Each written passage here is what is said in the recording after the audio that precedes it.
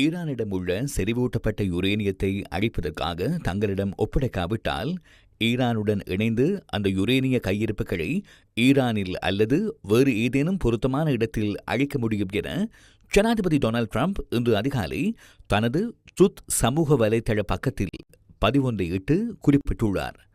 அந்த செயற்பாட்டின் சாட்சிகளாக அமெரிக்காவின் அணுசக்தி ஆணைக்குழு போன்ற அமைப்புகள் இணைந்து கொள்ளும் என்றும் ட்ரம்பின் செய்தியில் குறிப்பிடப்பட்டுள்ளது. ஈரானிடம் 400 கிலோகிராமுக்கும் அதிகமான செறிவூட்டப்பட்ட யுரேனிய கையிருப்புகள் உள்ளதாகவும் அவற்றை மேலும் மேம்படுத்தினால் அந்த கையிருப்புகள் 10 அணு ஆயுதங்களை தயாரிப்பதற்கு போதுமானவை எனவும் சர்வதேச ஊடக அறிக்கைகள் தெரிவிக்கின்றன.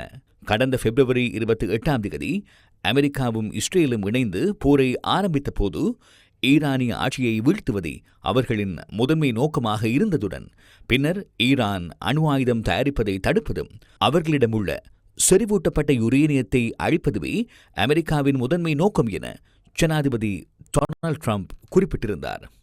ஈரானுடன் அமெரிக்கா நீண்டகால அமைதி உடன்படிக்கை ஒன்றை எட்டும் என உலகமே எதிர்பார்த்து காத்திருக்கும் தருணத்தில் டொனால்ட் ட்ரம்ப் செறிவூட்டப்பட்ட யுரேனியம் குறித்து இவ்வாறான கருத்துக்களை வெளியிட்டு வருகின்றமை குறிப்பிடத்தக்கது. எனினும் தற்போது நடைபெற்று வரும் பேச்சுவார்த்தைகளில் அணு ஆயுதங்கள் தொடர்பில் கவனம் செலுத்தவில்லை என ஈரான் வெளிவிவகார அமைச்சு நேற்று தெரிவித்தது. முன்மொழிவு செய்யப்பட்ட புரிந்துணர்வு ஒப்பந்தத்தை ஏற்றுக்கொண்ட பின்னர் 60 நாட்களுக்குள் அணு ஆயுதங்கள் தொடர்பில் இணக்கப்பாட்டிற்கு வர முடியும் என ஈரான் வெளிவிவகார அமைச்சின் ஊடக பேச்சாளர் இஸ்மாயில் பகாய் குறிப்பிட்டார். ஜனாதிபதி டொனால்ட் ட்ரம்ப் ட்ரூத் செய்திகள் ஊடாக பல்வேறு கருத்துக்களை வெளியிட்டு வரும் பின்னணியில் பேச்சுவார்த்தை செயற்பாட்டில் ஈரானுக்கு என ஒரு தனித்துவமான பாணி உள்ளதால் எதிரி நாடுகளின் பாணியையோ அல்லது அணுகுமுறையையோ பின்பற்ற ஈரான் தயாராக இல்லை என ஈரான் வெளிவிவகார அமைச்சு நேற்று மேலும் தெரிவித்தது. இதனிடையே மத்திய கிழக்கில் நீண்டகால அமைதிக்காக பிராந்திய நாடுகள் ஆப்ரஹாம் உடன்படிக்கையில் கையெழுத்திடுவது அவசியம் என ஜனாதிபதி டொனால்ட் ட்ரம்ப் மற்றொரு செய்தியை வெளியிட்டிருந்தார். ஆப்ரஹாம் உடன்படிக்கை என்பது இஸ்ரேலுக்கும் பல அரபு நாடுகளுக்கும் இடையில் ராஜதந்திர உறவுகளை வழமைக்கு கொண்டு வருவதற்காக அமெரிக்காவின் தலையீட்டுடன் 2020 ஏற்படுத்தப்பட்ட ஒப்பந்தங்களின் தொடராகும். இந்த உடன்படிக்கை 25 ஆண்டுகளுக்கு மேலாக அரபு இஸ்ரேல் உறவுகளை வர்த்தகம் உள்ளிட்ட பல துறைகளில் முறைப்படுத்திய முதல் சந்தர்ப்பமாக கருதப்படுகிறது. ஆரம்பத்தில் இதில் ஐக்கிய அரபு ராச்சியம், பஹ்ரைன் ஆகிய நாடுகள் இணைந்திருந்த நிலையில் மொராக்கோ, சூடான், கசக்ஸ்தான், சிரியா ஆகிய நாடுகளும் இதன் பங்காளிகளாக மாறியுள்ளன அல்லது மாறும் எதிர்பார்ப்பில் உள்ளன. இருப்பினும் சவுதி அரேபியா, கட்டார், பாகிஸ்தான், துருக்கி, எகிப்து, ஜோர்டான் உள்ளிட்ட நாடுகளும் இஸ்ரேலுடனான தங்களது உறவுகளை மேம்படுத்திக் கொள்வதற்காக ஆபிரகாம் உடன்படிக்கையுடன் இணைய வேண்டும் என ஜனாதிபதி டொனால்ட் ட்ரம்ப் தற்போது கூறுகிறார். அவ்வாறு இணையும் பட்சத்தில் மத்திய கிழக்கு பிராந்தியம் உலகின் வேறு எந்த பிராந்தியத்தையும் விட மிகவும் ஒன்றுபட்ட, சக்தி வாய்ந்த மற்றும் பொருளாதார ரீதியாக வலுவான பிராந்தியமாக மாறும் எனவும் ட்ரம்பின் ட்ரூத் பதிவில் குறிப்பிடப்பட்டுள்ளது. எவ்வாறாயினும் பாகிஸ்தான் இஸ்ரேலை ஒரு நாடாக கூட அங்கீகரிக்காத பின்னணியில் இருதரப்பு ஒப்பந்தங்களை எவ்வாறு ஏற்படுத்திக் கொள்வது என்பது ஒரு கேள்விக்குறியாகவே உள்ளது.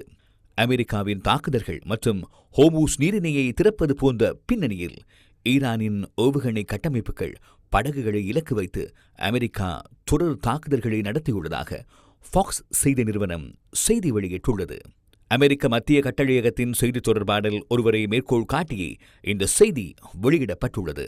தற்காப்பு நடவடிக்கையாக ஈரானின் ஏவுகணை அமைப்புகள் சமுத்திர கண்ணிவெடிகளை பாதிக்கும் சிறிய ரக படகுகளை இலக்கு வைத்து இந்த தாக்குதல் நடத்தப்பட்டதாக அந்த செய்தி தொடர்பாளர் குறிப்பிட்டுள்ளார். போர் நிறுத்தத்துக்கு மத்தியிலும் இருதரப்புக்கும் இடையே அமைதி பேச்சுவார்த்தைகள் முன்னெடுக்கப்பட்டு வரும் பின்னணியிலும் அமெரிக்கா நடத்திய இந்த தாக்குதல் குறித்து ஈரான் இதுவரை உத்தியோகபூர்வமாக எந்த பதிலையும் அளிக்கவில்லை.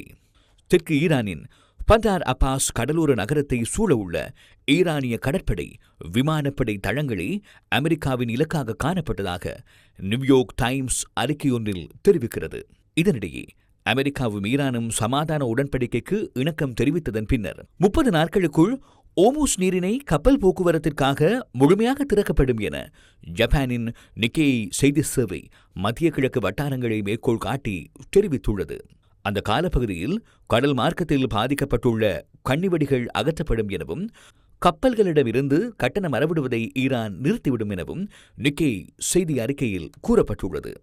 இதேவேளை இருதரப்புக்கும் இடையிலான போர் நிறுத்தம் மேலும் 2 மாதங்களுக்கு நீடிக்கப்பட்டு அந்த 60 நாட்கள் காலப்பகுதிக்குள் ஈரானின் அணு ஆயுத பிரச்சினை குறித்து விவாதிக்கப்படும் என ராஜதந்திர மட்டங்களை மேற்கோள் காட்டி அவர்கள் தெரிவித்துள்ளனர். தற்போது இந்தியாவுக்கு விஜயம் செய்துள்ள அமெரிக்க ராஜாங்க செயலாளர் மார்க்கோ ரூபியோ ஏதேனும் ஒரு வழியில் ஓமூஸ் நீரிணையை திறப்பது மிக முக்கியமானது என குறிப்பிட்டுள்ளார். கட்டாரிலும் சமாதான உடன்படிக்கை குறித்த பேச்சுவார்த்தைகள் நடைபெற்றதாகவும் ஆவணத்தில் கட்டாயமாக உள்ளடக்கப்பட வேண்டிய சரத்துக்கள் தொடர்பாக இரு தரப்பிற்கும் இடையே கருத்து பரிமாற்றங்கள் தொடர்ந்து இடம்பெற்று வருவதாகவும் இதற்கு இன்னும் சில நாட்கள் எடுக்கும் எனவும் அவர் தெரிவித்துள்ளார். ஈரான் அமெரிக்க சமாதான பேச்சுவார்த்தைகள் குறித்து பல்வேறு கருத்துக்கள் வெளியாகி வரும் நிலையில் உலக சந்தையில் மசகு எண்ணெயின் விலை கடந்த நாட்களுடன் ஒப்பிடுகையில் இன்றும் வீழ்ச்சியடைந்துள்ளது. இதற்கமைய பிரித்தானிய பிராண்ட் சந்தையில் ஒரு பீப்பாய் மசகு எண்ணெயின் விலை $97.51 பதிவாகி இருந்தது. அமெரிக்க சந்தையில் ஒரு பீப்பாய் மசகு எண்ணெயின் விலை $91.14 காணப்பட்டது.